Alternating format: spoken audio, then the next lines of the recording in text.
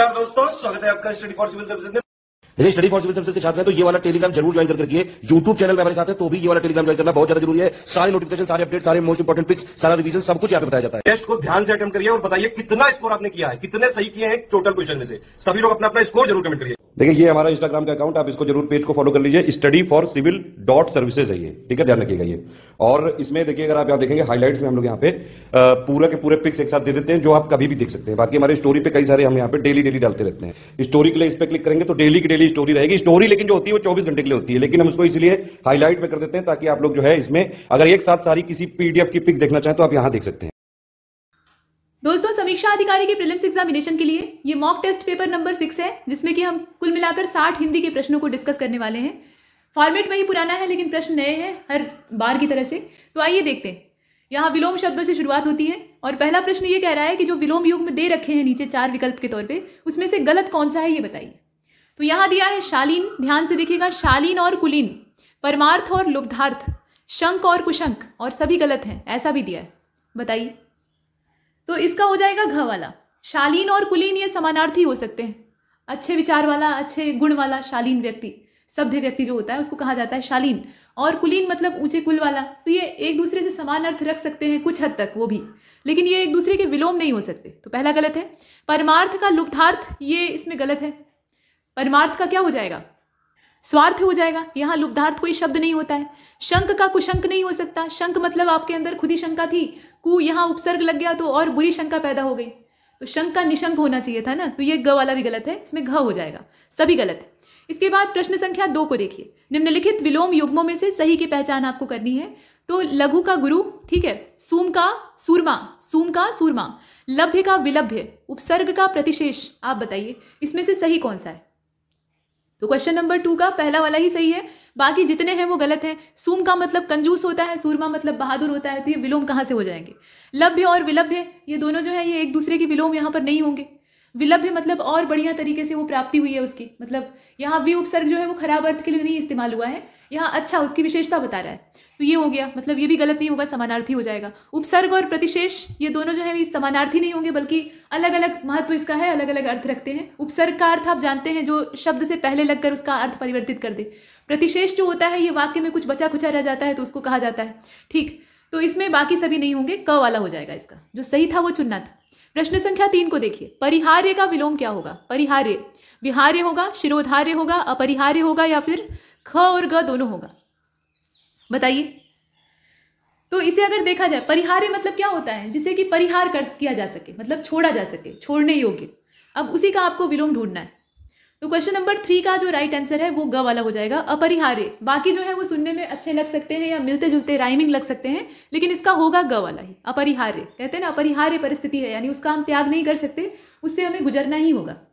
तो ये हमने देखा। विहार्य मतलब जहाँ विहार किया जा सके उस योग्य जगह को कहा जाता है। शिरोधार्य मतलब जो सिर पर धारण करने योग्य हो। इसके बाद 14वें, माफ कीजिएगा, जो चौथे नंबर का प्रश्न है उसको देखते हैं। अल्प शब्द का उचित विलोम आपको तलाशना है। तो अल्प का मतलब थोड़ा सा, तो इसका अति हो जाएगा, प्रचुर हो जाएगा, महा हो जाएगा, या फिर सभी हो जाएगा। तो देखकर मालूम हो रहा है सभी हो जाएगा। इन सभी का अर्थ क्या होता है, ढेर सारा या ज्यादा। इसके बाद 5वें नंबर के प्रश्न को देखें। शालीन शब्द का उचित विलोम क्या है ये आपको बताना है। तो दुर्घोर होगा, दुर्शिष्ट होगा, धृष्ट होगा, या सभी होंगे। शालीन मतलब विनम्र होता है, सज्जन होता है, सभ्य होता है। तो अब इसमें आपको उचित उसी का विलोम ढूंढना है। और 5वें का जो राइट आंसर है वो इसमें से देख लीजिए पहले। दुर्घोर, दुर्शिष्ट और धृष्ट ये तीनों ही होंगे, तो इसका घ हो जाएगा, सभी। दुर्शिष्ट वैसे सबसे सटीक इसका विलोम होगा। अगर ये विकल्प में रहता है तो इसको पहले चुनिएगा, लेकिन चूंकि यहाँ सभी का ऑप्शन दे रखा था तो ये सभी इसके जो विलोम के तौर पे देखे जाते हैं। इसके बाद 6वें नंबर के प्रश्न को देखिए। यहाँ कहा गया तेज और मंद, सक्रिय और जड़, मतलब गलत विलोम युग्म जो है वो आपको चुनना है। तो तेज का मंद होता है, सक्रिय का जड़ होता है, मूढ़ का वाचाल होता है, और त्वरी का मंथर होता है, ऐसा दिया है। तो बताइए कि इसमें से गलत कौन सा है। तो इसमें अगर आप देखें तो मूढ़ का जो वाचाल दिया हुआ है ना, ये वाला इसमें गलत है। मूक का वाचाल होता है, मूक जो शब्द होता है ना, इसका आप विलोम लिखेंगे वाचाल। मूक मतलब जो एकदम चुप हो, गूंगा भी हो सकता है, ऐसा माना जा सकता है। और वाचाल मतलब बहुत बकबक करने वाला, बातूनी, तो इसका ग वाला होगा गलत। बाकी जितने हैं वो सही है। तेज का मंद होता है, ये स्वाभाविक है। सक्रिय का जड़, या सक्रिय का मतलब क्या, जो चलायमान हो, एक स्थान पर टिक कर न रहे, सक्रिय रहे हमेशा। जड़ का मतलब स्थिर होता है। और त्वरी का मंथर, त्वरी मतलब तेजी से, मंथर मतलब धीरे धीरे। तो ग वाला इसका होगा। आगे चलते हैं। मूढ़ का मतलब अच्छा क्या होता है, यहाँ जो शब्द दिया था, अत्यंत बेवकूफ, जो जड़ी मूर्ख होते हैं उनको कहा जाता है मूढ़। इसके बाद 7वें नंबर के प्रश्न को देखिए। अंत का उचित विलोम शब्द ढूंढिए। अंत मतलब आप जानते हैं क्या होता है, वो बताने की जरूरत नहीं है। तो इसका विलोम क्या होगा, अवगाह होगा, अंतहीन होगा, अखीन होगा या सभी होंगे, बताइए। तो जो 7वां है ना, यहाँ 7वें नंबर के प्रश्न को आप देख रहे हैं, इसका राइट आंसर आपको तलाशना है और इसका जो सही उत्तर है वो हो जाएगा सभी। अवगाह, अंतहीन, अंतहीन तो सीधा सीधा दिख रहा है, और अखीन, इनका मतलब क्या होता है, जिसका कि कोई अंत न हो। ठीक, अनंत, अनंत के ये पर्यायवाची। इसके बाद आगे चलते हैं। प्रश्न संख्या 8 को देखिए। अनापा दिया है, अनाशी दिया है, अमेव दिया है। अनापा, अनाशी और अमेव ये शब्द हैं। आपको ये बताना है कि ये जो समानार्थी शब्द हैं इन सभी का अर्थ एक ही है, तो इसके लिए विलोम कौन सा होगा। अनापा, अनाशी और अमेव, इनके लिए विलोम आपको तलाशना है। तो इसका विलोम रेश हो जाएगा, वफात हो जाएगा, व्युष्टि हो जाएगा या सभी हो जाएगा, देखकर बताइए। तो ये सभी हो जाएंगे। रेश, वफात और व्युष्टि ये सभी इसके विलोम के तौर पे दिखाई देंगे। अनाशी का मतलब क्या होता है, जिसका कि नाश न हो, मतलब वो अभी निर्माण की प्रक्रिया में है या उसका निर्माण ही हो रहा है, उसमें विनाश की संभावना नहीं है, तो उसको कहा जाता है अनाशी। अनापा का भी वही मतलब होता है जिसे नापा न जा सके, अथाह हो, उसका कोई अंत न हो। अमेव का भी वही तात्पर्य होता है। रेश, वफात और व्युष्टि ये सभी अंत वाली जो चीज़ें होती हैं उनसे जोड़कर देखा जाता है। कभी कभी ये प्रलय के पर्यायवाची हो जाते हैं, तो ये सभी इसमें सत्य हैं। इसके बाद आगे चलते हैं। प्रश्न संख्या 9 को देखिए। निर्माण का उचित विलोम आपको ढूंढना है। तो विनाश होता है, लेकिन विनाश का या बिगाड़ने का जो यहाँ शब्दार्थ दिया है ना, मतलब पर्यायवाची, उसमें से आपको चुनना होगा। तो यहाँ हर्जा दिया है, प्रहाणी दिया है, उच्छित्ति दिया है और सभी दिया है, देखकर बताइए। तो इसका भी हो जाएगा घ वाला। हर्जा, प्रहाणी, उच्छित्ति। प्रहाणी भी प्रलय को कहा जाता है, उच्छित्ति का मतलब होता है खराब करना, और हर्जा मतलब भी होता है नुकसान। तो निर्माण का विनाश से तात्पर्य यहाँ पे विलोम के तौर पे होगा, इसका घ हो जाएगा। इसके बाद 10वें नंबर के प्रश्न को देखिए। गुरुता या बड़प्पन, इसका विलोम शब्द आपको तलाशना है। तो अधमाई, पजौड़ा, निचान या सभी, बताइए। अच्छे अच्छे शब्द हैं और 10वें का हो जाएगा घ वाला, सभी जितने हैं ना वो सभी इसमें विलोम के तौर पर देखे जाएंगे। इसके बाद आगे चलते हैं। अधमाई का मतलब क्या होता है, नीचता या जो ओछापन होता है, और पजौड़ा का भी वही मतलब होता है, लघुता जिसको कहा जाता है। गुरुता का वैसे शाब्दिक अर्थ जो होता है उसके हिसाब से लघुता इसका विलोम होना चाहिए, लेकिन एक ही शब्द के बहुतेरे विलोम हो सकते हैं, क्योंकि पर्यायवाची ढेर सारे हैं तो विलोम भी बन सकते हैं। और निचान का भी वही तात्पर्य है। इसके बाद 11वें नंबर से अब जो पर्यायवाची शब्द है वो स्टार्ट होता है। यहाँ थोड़ा सा क्रम उलट गया है, मतलब विलोम के बाद पर्यायवाची आ गया है। तो यहाँ कहा गया अंतावसायी, भांडिक, कल्पक, क्षौरिक, ये सभी पर्यायवाची, मतलब आपस में एक दूसरे के पर्याय हैं। अब इनका भी पर्याय इसमें से आपको तलाशना है। अंतावसायी है, भांडिक है, कल्पक है, क्षौरिक है, ये सब समानार्थी शब्द हैं। इनका पर्यायवाची इसमें से क्या होगा, नाई होगा, श्रमशुवर्धक होगा, आईनादार होगा या सभी होगा। तो ये सभी हो जाएगा। नाई जो होता है ना, मतलब बार्बर, सैलून वाला, उसी को कहा जाता है, उसी को कहते हैं अंतावसायी, उसी को कहते हैं भांडिक, उसी को कहते हैं कल्पक। क्षौर कर्म करने वाला व्यक्ति है तो क्षौरिक कहा जाता है उसे। श्रमशुवर्धक, श्रमशु मतलब मूछ होता है तो मूछ को बढ़ाने वाला, लेकिन बढ़ाता कहाँ है, वो तो काट लेता है, खैर, तो वो भी इसका समानार्थी हो जाएगा। आईनेदार, वो आईने से अपना काम करता है, मतलब शीशा दिखाता है लोगों को, शीशे में देखकर काम करता है, तो वो सभी, इसका घ हो जाएगा। इसके बाद आगे चलते हैं। यहाँ देखें, अलाबू लिखा हुआ है, तुम्बड़ा लिखा है, पुंडरीक लिखा है। आपको ये बताना है कि ये सभी जो पर्यायवाची हैं ये किससे अर्थ में समानता रखते हैं। ये भगवान विष्णु के पर्यायवाची हैं, गरुड़ के पर्यायवाची हैं, कोहड़े का पर्यायवाची है, कोहड़ा एक फल होता है, सब्जी नहीं होती है, फल होता है, और चैत्यमुख के पर्यायवाची, बताइए। तो 12वां जो आप देख रहे हैं ना, इसका राइट आंसर हो जाएगा घ वाला। ये इसमें अगर देखा जाए तो ये चैत्यमुख के पर्यायवाची, और इसका उत्तर गलत दे रखा है। असल में ये कोहड़े के पर्यायवाची, कुष्मांड जो होता है ना कोहड़ा, उसके ये समानार्थी या पर्यायवाची है, तो इसका ग होना चाहिए था, कोहड़ा। अलाबू भी कहा जाता है, तुम्बड़ा भी कहा जाता है, पुंडरीक भी कहा जाता है, ठीक, और कुष्मांड भी कहा जाता है। तो कोहड़ा एक फल होता है, उससे सब्जी बनती है। इसके बाद आगे चलते हैं, इसका ग वाला सही है। 13वें नंबर के प्रश्न को देख लेते हैं। इसे जरा छोटा करना पड़ेगा और थोड़ा सा नीचे ले जाना पड़ेगा। देखिए, इसमें दिया है ना, सहीजन, शोभांजन, शुलवारी, ये सभी समानार्थी शब्द हैं। सहीजन, शोभांजन, शुलवारी, ये सभी समानार्थी शब्द हैं। इसके कुछ और पर्यायवाची इसमें से आपको बताने हैं। मतलब ड्रम स्टिक की बात हो रही है, लंबी लंबी रस्सी की जैसी सब्जी होती है, पेड़ पर फलता है, फल ही होता है, सब्जी तो नहीं होता है, लेकिन इससे सब्जी बनाई जाती है और वो काफ़ी पोषक होती है। तो आजकल जो राज्य सरकारें हैं वो ड्रम स्टिक की जो कल्टीवेशन है उस पर काफ़ी बल दे रही। अब इसमें देखिए, मधु शिबनु इसको कहा जाता है, क्षमादश कहा जाता है, शुकपुच्छ कहा जाता है या सभी कहा जाता है, बताइए। तो जो 13वां है ना, इसका घ हो जाएगा। तोते की पूंछ जैसा लगता है तो इसको शुकपुच्छ कहा जाता है, क्षमादश कहा जाता है, मधु शिबनु कहा जाता है, और बाकी जो नाम है ये सब सहजन या जो सहीजन होता है ड्रम स्टिक, उसके लिए इस्तेमाल होते हैं। इसके बाद आगे चलते हैं। प्रश्न संख्या 14 को देखें। अर्ची, धनधार, प्रसिति, अर्ची, धनधार, प्रसिद्धि, ये सब समानार्थी शब्द हैं। अर्ची मतलब क्या होता है? आँच होता है, आग की जो लपट होती है, आँच होती है, उसको कहा जाता है। तो धनधार भी उसी का है, प्रसिद्धि भी उसी का है। अब इसका पर्यायवाची आपको तलाशना है। तो ये आँच का पर्यायवाची है, आकाशीय विद्युत का पर्यायवाची है, दामिनी का पर्यायवाची है या शतावरी का पर्यायवाची? बताएं। तो इसे अगर देखें 14वें का तो राइट आंसर क ही होगा। अभी आपको बताया भी गया आँच का ये पर्यायवाची। आँच जो है वो तद्भव शब्द है, अर्ची उसी का तत्सम है, और बाकी जो धनधार और प्रसिद्धि आप देख रहे हैं वो भी। आकाशीय विद्युत और दामिनी एक ही होता है, तो ये दोनों आपस में पर्यायवाची हो गए। शतावरी एक वनस्पति को कहा जाता है, इसके अलावा इंद्राणी का भी ये पर्यायवाची होता है, मतलब इंद्र की पत्नी का। इसके बाद 15वें नंबर के प्रश्न को देखते हैं। यहाँ लिखा हुआ है छेमंड, टूगर, नालंब, बेकस, बापुरा।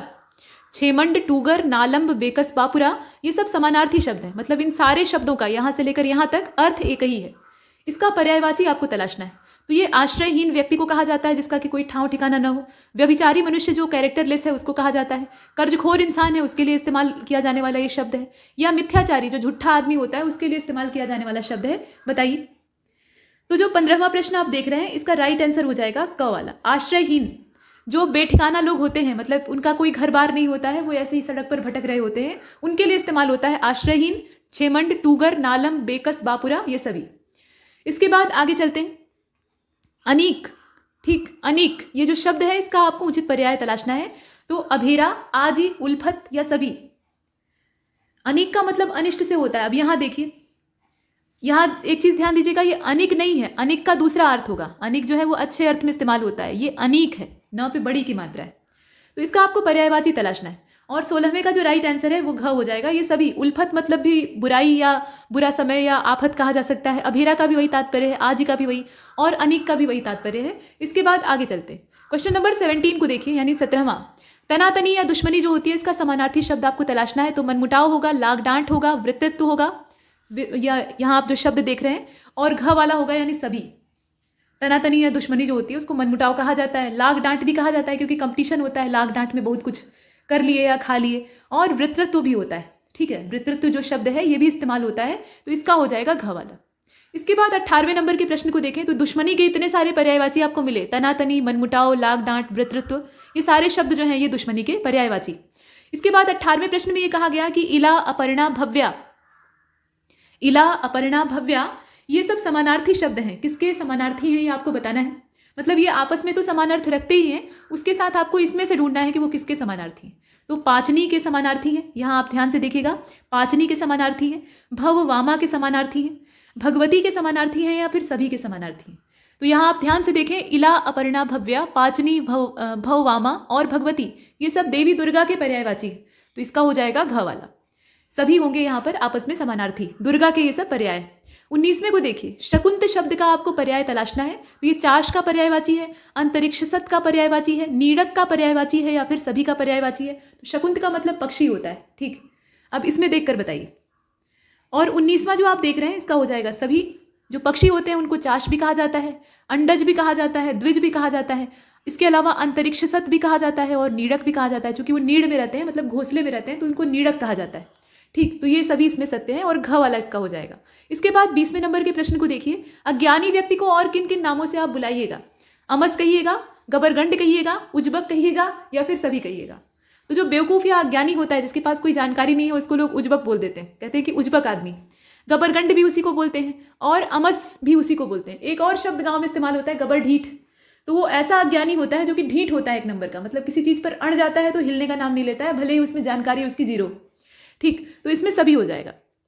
इसके बाद यहाँ तक हमने पर्यायवाची को देखा। अब वाक्यांश के लिए एक शब्द का जो क्रम है वो स्टार्ट होता है यहाँ से। अत्याचारी व्यक्ति जो पूरी मानव जाति पर बोझ हो। अत्याचारी मनुष्य वैसे भी मानव जाति पर बोझ ही होते हैं, कलंक होते हैं, तो उसके लिए एक शब्द आपको तलाशना है। अभिक होगा, अन्यग होगा, दोनों होगा या फिर कोई नहीं होगा, बताइए। और क्वेश्चन नंबर 21, इसका जो राइट आंसर है वो इसमें से सभी हो जाएगा। माफ कीजिएगा, ये क्वेश्चन नंबर 21 जो आप देख रहे हैं इसमें सभी का कोई विकल्प नहीं है, तो दोनों हो जाएगा, क्योंकि दो ही शब्द है ना, अभिक और अन्यग, दोनों कहा जाता है। अनाचारी, अत्याचारी तो कहेंगे, लेकिन वो धरती पर बोझ है तो ऐसी जो चीज़ है उसको कहेंगे अभिक। अभिक मनुष्य है, अन्यग मनुष्य है, ये दोनों शब्द इसके लिए इस्तेमाल होते हैं। इसके बाद 22वें नंबर के प्रश्न को देखें। दावा नल का संहारक जो व्यक्ति हो, यहाँ माफ कीजिएगा, जो दानव दल है उसका जो संहारक व्यक्ति हो उसको क्या कहेंगे? मतलब दानवों को मारने वाला या दानवों का जो झुंड है उसका वध करने वाला जो व्यक्ति है उसको क्या कहा जाएगा? उसे यहाँ आप देख लीजिए, दुड़ियंत कहा जाएगा, द्युम्न कहा जाएगा, धरुण कहा जाएगा या फिर सभी कहा जाएगा। दुड़ियंत लिखा है, द्युम्न लिखा है, धरुण लिखा है और सभी लिखा है, तो ये सभी कहा जाएगा।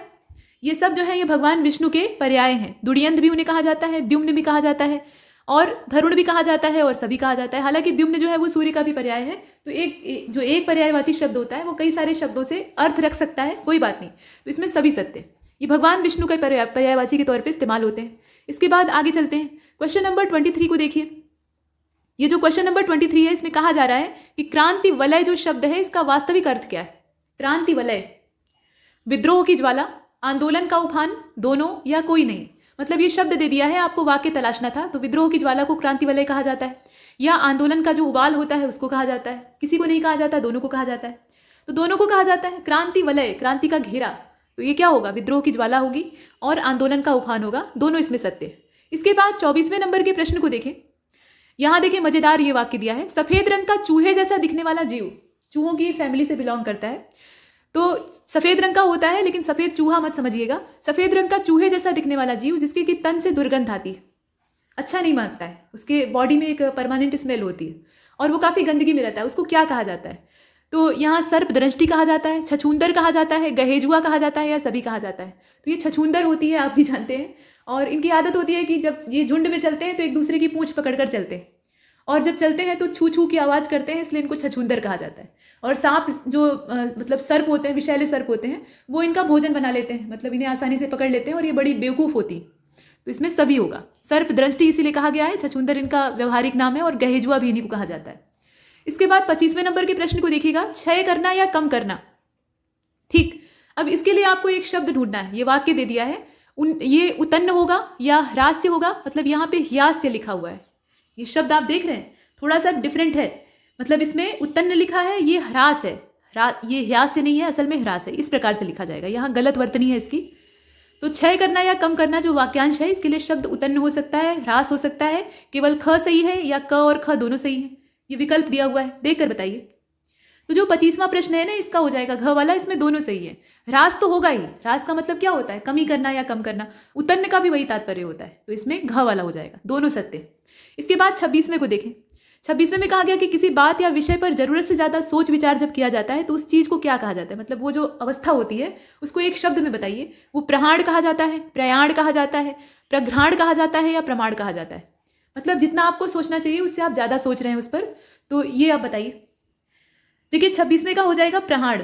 ऐसी जो चिंता होती है ना, या ऐसा मुद्दा होता है उसको प्रहाण कहा जाता है। और ये जो प्रहाण की स्थिति होती है ये नुकसानदेह होती है, निर्णय आपको नहीं लेने देती है, और जब निर्णय आप लेते हैं तब तक बहुत देर हो जाती है। तो बहुत ज़्यादा नहीं सोचना चाहिए, उतना ही सोचना चाहिए जितना काम है। इसके बाद 27वें को देखिए, जो टूटा फूटा या खंडित ना हो उसके लिए क्या शब्द इस्तेमाल होगा। अक्षुण इस्तेमाल होगा, अलून इस्तेमाल होगा, अवच्छिन्न इस्तेमाल होगा, या क और ख दोनों इस्तेमाल होंगे, बताइए। तो 27वां जो आप देख रहे हैं इसका राइट आंसर हो जाएगा घ वाला, क और ख दोनों इस्तेमाल होंगे। अक्षुण तो होता ही है, अलून भी होता है। अवच्छिन्न का मतलब बिखरा हुआ होता है, जिसे छिन्न भिन्न कर दिया गया हो उसे कहते हैं अवच्छिन्न। तो ये अलग हो गया, ये इसका समानार्थी यहाँ पर नहीं होगा बल्कि विलोम हो जाएगा, तो इसका घ हमने चुना है। इसके बाद 28वें प्रश्न को देख लेते हैं।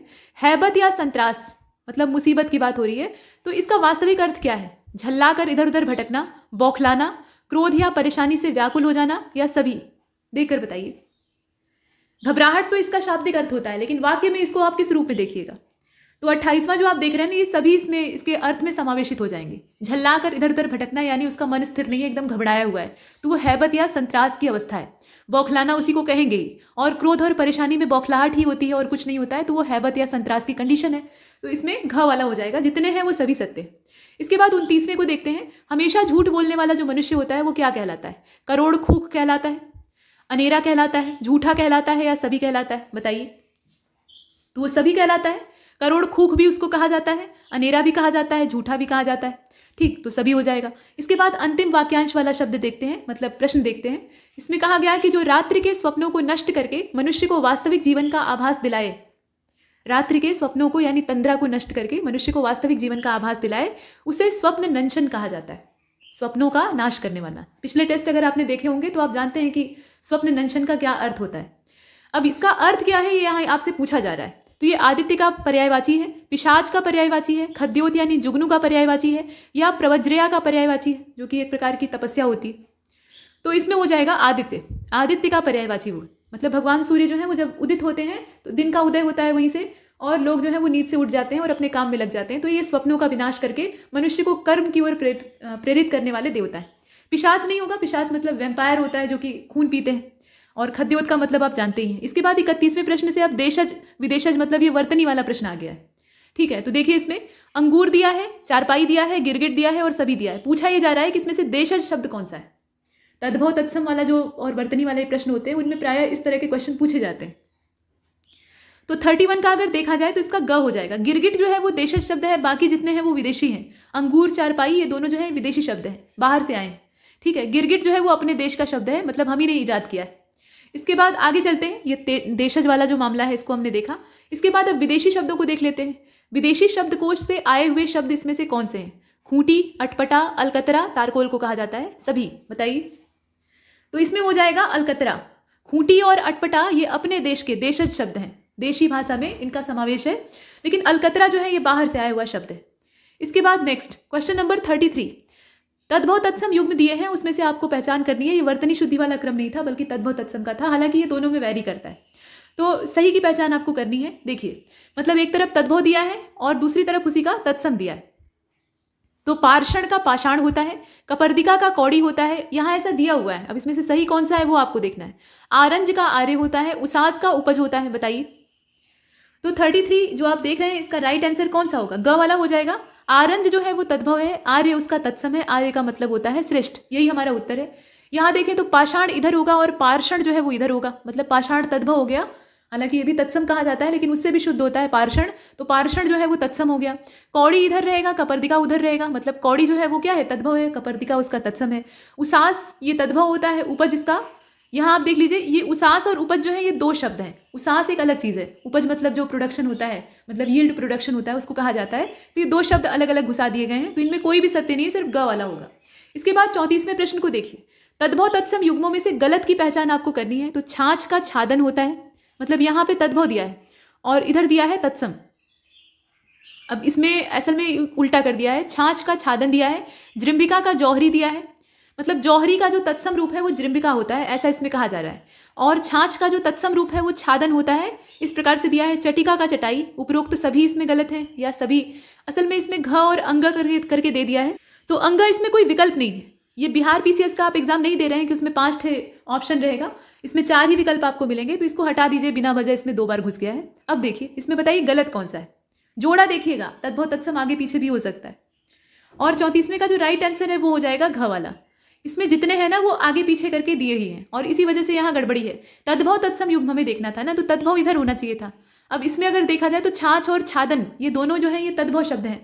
जृंभिका और जौहरी, जृंभिका जो है वो जीभ को कहा जाता है, जौहरी उसको नहीं कहते हैं, मतलब ये दोनों अलग शब्द हैं। जौहरी जो है वो रत्न और जो सोने चांदी का काम करने वाले व्यक्ति होते हैं उनको कहा जाता है। चटिका और चटाई, अब यहाँ तद्भव, चटाई जो है वो तद्भव है, चटिका जो है वो तत्सम है, तो ये आगे पीछे हो गया है। कुछ में गड़बड़ियाँ जो है वो शब्द की हैं और कुछ में क्रम की गड़बड़ी हो गई है, तो कुल मिलाकर जितने हैं वो सभी गलत है। इसके बाद आगे चलते हैं। नप्त्री, ये जो शब्द है ये तत्सम है। अब इसका आपको तद्भव तलाशना है, तो नेवता होता है, नाक होता है, नाती होता है, नापी होता है, बताइए। और इसका जो राइट आंसर है वो इसमें से हो जाएगा नाती। नाती जो होता है ना उसको कहा जाता है नप्त्री। इसके बाद आगे चलते हैं। सगा, सगा शब्द जो है वो तद्भव है, इसका तत्सम क्या होगा, स्वजन होगा, स्वक होगा, आत्मीय होगा या सभी होगा। तो 36 इसका राइट आंसर इसमें से कौन सा होगा, स्वक होगा। ये सब पर्यायवाची सगे के हो सकते हैं लेकिन स्वक इसका जो है सबसे उत्तम तत्सम के तौर पे देखा जा सकता है। इसके बाद सप्त सप्तति, सप्त सप्तति ये जो शब्द है ना इसके लिए आपको यहाँ पर तत्सम तलाशना है। माफ कीजिएगा ये तत्सम खुद है, तद्भव तलाशना है आपको। सप्त सप्तति लिखा है, इसके लिए तद्भव शब्द आपको ढूंढना है। तो नीचे विकल्प दिया है 17, यहाँ आप देखें 17 दिया है, सहसई दिया है, असल में ये सहसई नहीं है बल्कि सतसई है, ठीक, यहाँ सतसई होगा। 77 दिया है, 770 दिया है, बताइए ये कोई संख्या हो सकती है। और इसका जो राइट आंसर है वो हो जाएगा 77, सप्त सप्तति। सप्त सप्तति मतलब यहाँ सप्तति अर्थात 70 और उसमें आपने क्या जोड़ा, 7 जोड़ दिया तो 77 हो गया, ये हमारी संख्या है, इस प्रकार से है, तो इसका ग वाला हो जाएगा। इसके बाद 38 की ओर बढ़ चलते हैं। देखिए इसमें गलत युग्म का आपको चयन करना है।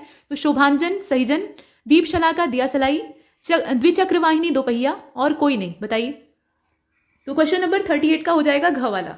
कोई भी इसमें गलत नहीं है, जितने हैं वो सही है। सहजन अभी आपने पीछे ड्रम स्टिक को सुना था, तो शुभांजन उसको कहते हैं तत्सम में। और दिया सलाई को दीप शलाका कहा जाता है। और जो दोपहिया वाहन होते हैं, साइकिल या जो भी स्कूटर वगैरह, उनको द्विचक्र वाहिनी कहा जाता है। ठीक है, आगे चलते हैं। क्वेश्चन नंबर 39 को देखते हैं। सही युग्म का आपको चयन करना है। तो अहंकार, अकंकार ऐसे लिखा हुआ है, मतलब जो शब्द लिखे हैं उनको पहले देख लीजिए। इसके बाद तंतुवाच्य तांती, ठीक, और पूंछ का पुच्छ सभी, मतलब इसमें एक तरफ तद्भव लिखा है, दूसरी तरफ तत्सम लिखा है। तो आपको ये बताना है कि सही कौन सा है। और 39 का हो जाएगा घ वाला, इसमें जितने हैं वो सभी सही। ठीक है, अहंकार का अकंकार होता है असल में। अकंकार एक शुद्ध तत्सम शब्द है जिससे बना अहंकार, और अहंकार अब संस्कृत में भी चल रहा है। तंतुवाच्य और तांती ये आपस में तद्भव तत्सम के युग्म पे सही है। मतलब इसमें ये क्रम नहीं देखना है कि कौन सा तद्भव है कौन सा तत्सम है। तो अकंकार और अहंकार ये आपस में तद्भव तत्सम युग्म है। तंतुवाच्य और तांती, तांती जो है वो तद्भव है और तंतुवाच्य जो है वो उसका तत्सम है। पूंछ का पुच्छ होता है, तो पुच्छ जो है वो तत्सम है और पूंछ जो है वो तद्भव है। कुल मिलाकर सारे युग्म सही है। क्रम यहाँ नहीं पूछा था, सिर्फ युग्म जो है वो सही है या नहीं ये बताना था। इसके बाद 40वें नंबर के प्रश्न को देखें। इमी शब्द का एक तद्भव, मतलब इमी जो है वो एक तद्भव शब्द है। ठीक है, इसका तत्सम आपको बताना है। तो एवं होगा, इमाम होगा, इयम होगा या इसी होगा, बताइए। इमी का आपको यहाँ तत्सम शब्द ढूंढना है, तो एवं हो जाएगा। इमी जो है वो तद्भव शब्द है, इसका जो शुद्ध होता है यानी तत्सम रूप होता है वो एवं होता है।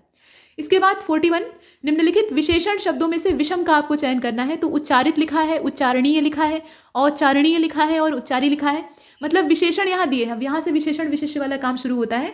तो इसमें से कोई एक जो है वो विशेष्य है, विशेषण नहीं है। वो कौन सा है ये आपको बताना है। उच्चारित, उच्चारण एक विशेषण शब्द है, आप जानते हैं। अब उच्चारण से बनने वाले जो विशेषण है उनको आप देख लीजिए। माफ कीजिएगा, उच्चारण जो है वो विशेष शब्द है। अब इसे आपको विशेषण बनाना था, तो आप उच्चारित बना सकते हैं, उच्चारणीय बना सकते हैं और औच्चारणीय बना सकते हैं। ठीक है, ये तीनों क्या होंगे, ये विशेषण हो जाएंगे। उच्चारित, उच्चारणीय और औच्चारणीय। लेकिन अंतिम वाले को जरा देखें, उच्चारी अर्थात जो उच्चारित करने वाला व्यक्ति हो, तो वो खुद क्या होगा, संज्ञा होगा, मतलब वो विशेष्य हो जाएगा। तो यही इसमें से ऑड है, ये विशेषण नहीं है बल्कि विशेष्य है। बाकी जितने हैं वो विशेषण।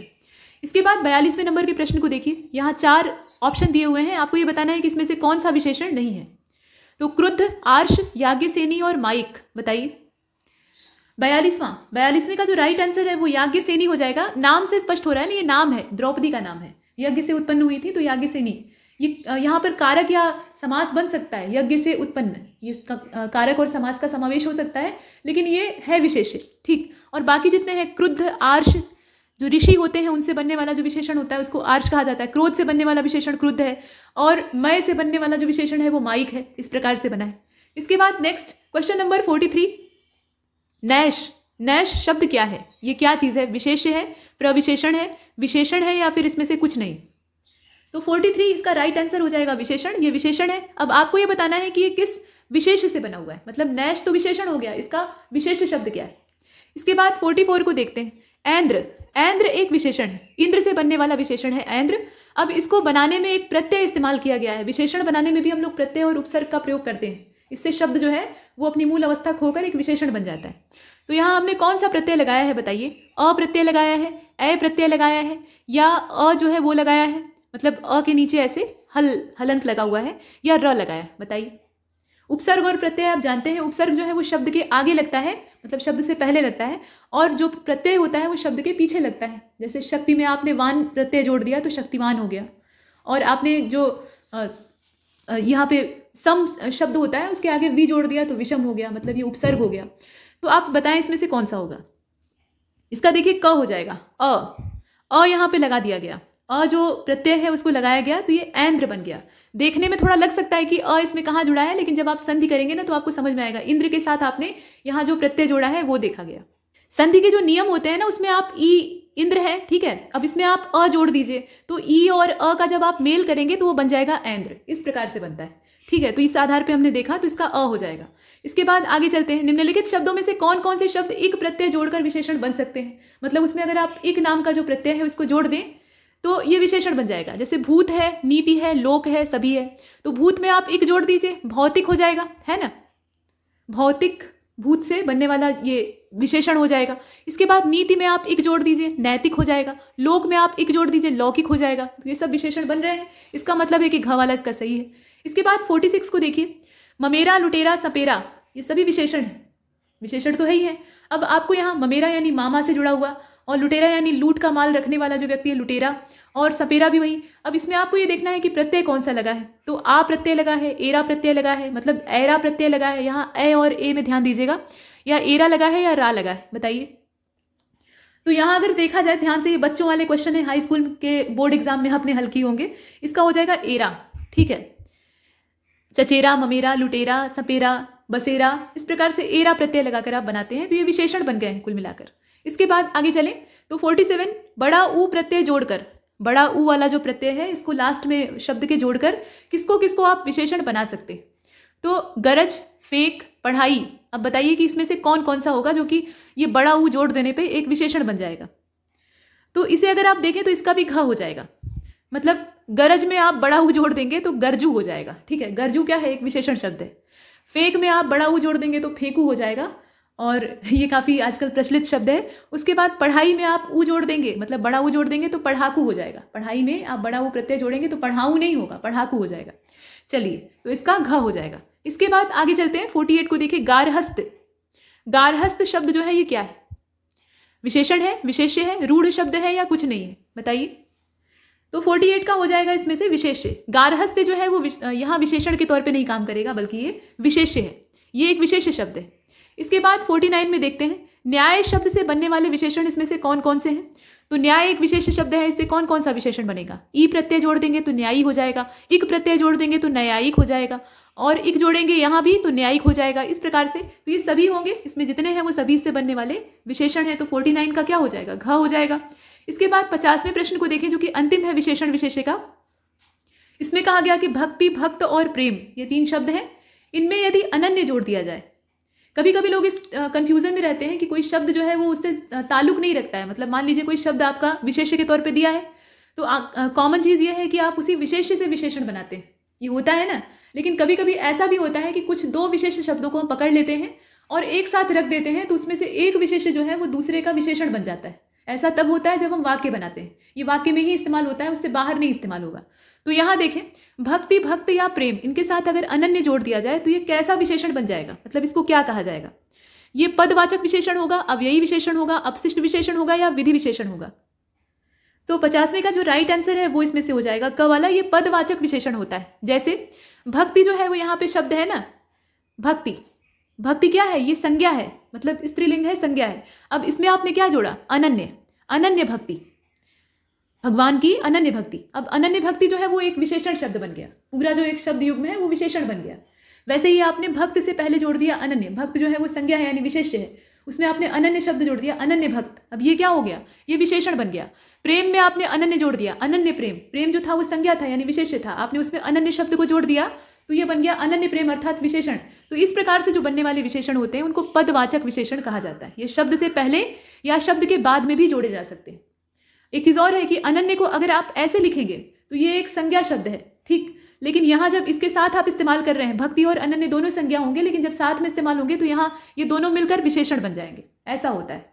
तो कुल मिलाकर इसका क वाला सही है। इसके बाद अब यहाँ से देखें, ये वाक्यांश माफ कीजिएगा जो वर्तनी शुद्धि वाला है उसको हम देखने वाले हैं। तो राजनैतिक दल आपस में लाग डांट रखते हैं, ठीक है, लाग डांट आपने पीछे भी देखा था अभी पिछले टेस्ट में। तो आपको ये बताना है कि इसमें त्रुटि कहाँ पर है। राजनैतिक दल आपस में लाग डांट रखते हैं। और 51 इसका जो राइट आंसर है वो हो जाएगा ख वाला, राजनैतिक दल आपस में लाग डांट रखते हैं। इसमें शब्दों का गलत चयन किया गया है, यही त्रुटि है वाक्य में। वाक्य वैसे तो पूरा सही है, वर्तनी वगैरह ठीक है, लेकिन यहाँ पर राजनैतिक नहीं होगा बल्कि राजनीतिक होगा। राजनीतिक एक अलग शब्द है और राजनैतिक एक अलग शब्द है, दोनों में फर्क होता है। राजनीतिक मतलब आप किसी समूह की बात कर रहे हैं जिसका कि संबंध राजनीति से है, लेकिन राजनैतिक, अब यहाँ जो ए की मात्रा लगी है ना ये वाली, ये आप लगाएंगे तो इसका मतलब है कि वो किसी आइडियोलॉजी की बात होने लगी, किसी विचारधारा के बारे में हम बात कर रहे हैं। तो इसका हो जाएगा ख वाला, यहाँ राजनीतिक होना चाहिए था। इसके बाद 52वें नंबर के प्रश्न को देखें। कोलंबस ने अमेरिका की खोज की, कोलंबस ने अमेरिका की खोज की।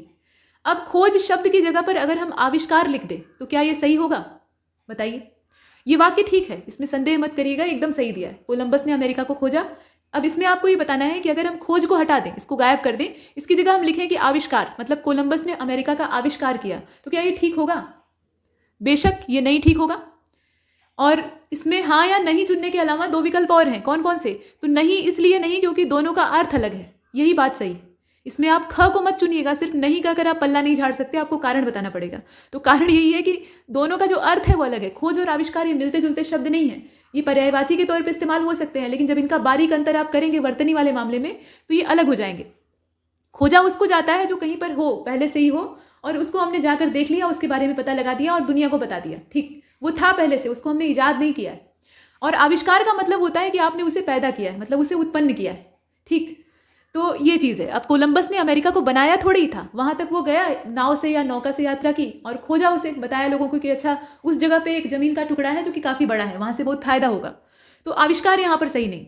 इसके बाद आगे चलते हैं। अब ये कह सकते हैं कि जो जेम्स वाट थे उन्होंने भाप के इंजन का आविष्कार किया, या थॉमस एल्वा एडिसन जो थे उन्होंने बल्ब का आविष्कार किया। ये सही है क्योंकि उन्होंने ईजाद किया था, उन्होंने कहीं से खोज कर नहीं ले आया था।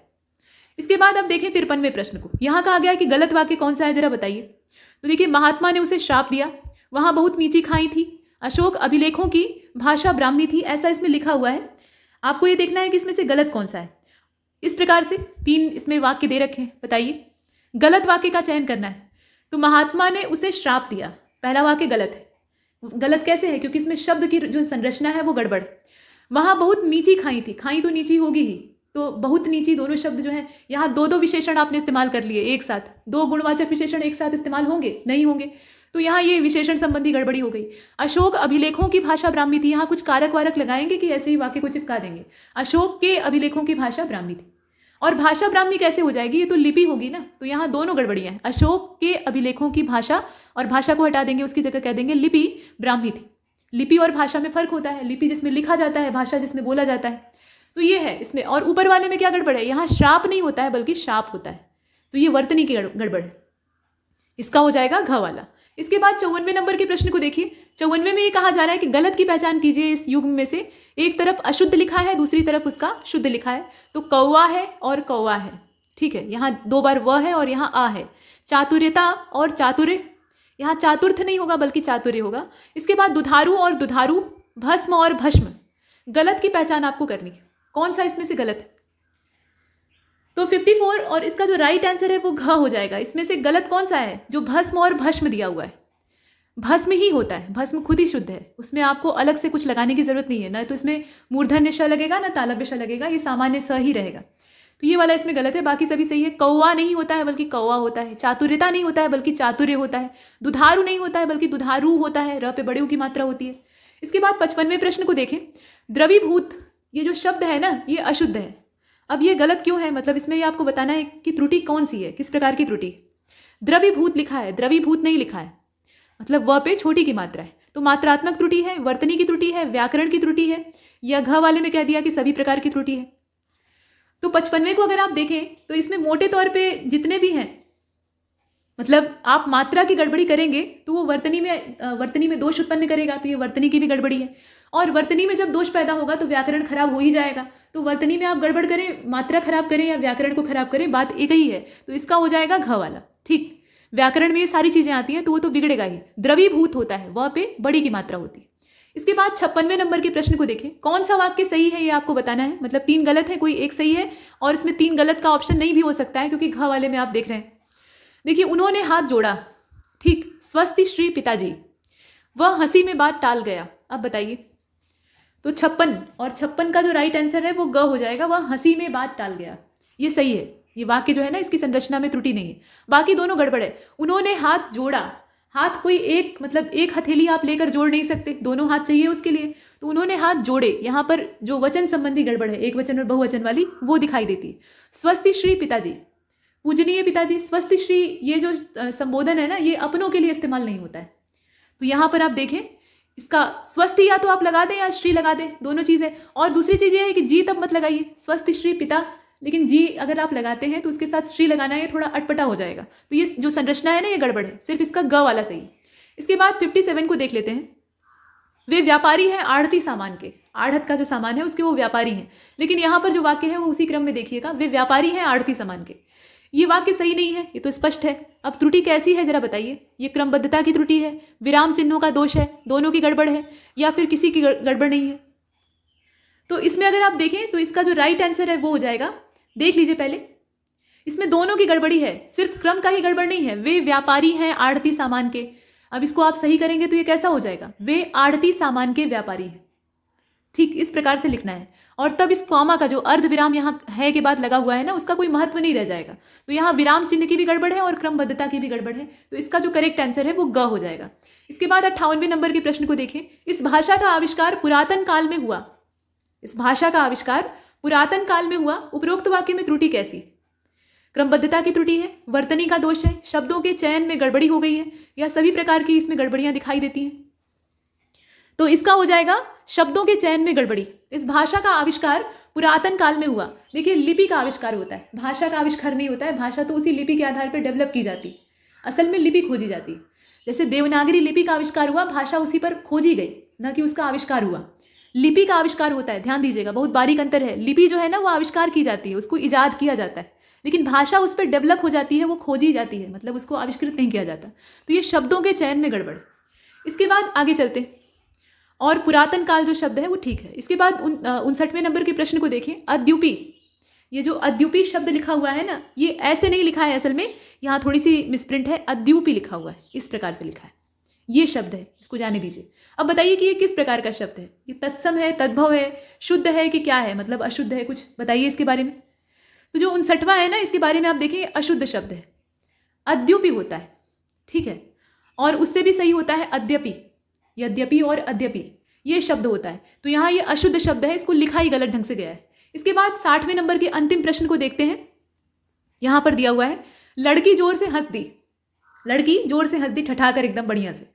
तो वाक्य तो अच्छा है, हंसी आएगी, लेकिन इसमें त्रुटि कैसी है? गड़बड़ी है ना। तो त्रुटि किस प्रकार की है बताइए? अनुस्वार की त्रुटि है, या शब्द नयन, यहाँ नयन नहीं होगा भैया, चयन होगा, ठीक है। नयन कहाँ से आ जाएंगे? आंखें चार थोड़ी न करनी है, तो चयन होगा यहाँ पे, शब्द चयन की त्रुटि है। चंद्र बिंदु की अशुद्धि है, ये जो चांद हम लोग लगाते हैं ये वाला यहाँ गड़बड़ लग गया है, तो चांद तो है ही नहीं है। अनुस्वार है यहाँ पे, और वाक्य एकदम सही है, बताइए।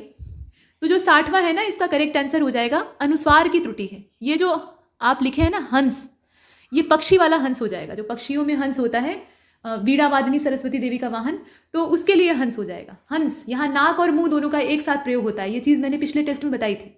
लेकिन जो हंसने वाली हंसी होती है ना, हंसी को हम लोग हल्के में बोलते हैं, उसमें नाक का यूज़ कम करते हैं, मुंह का यूज़ ज़्यादा करते हैं, तो वहाँ चंद्रबिंदु लगता है।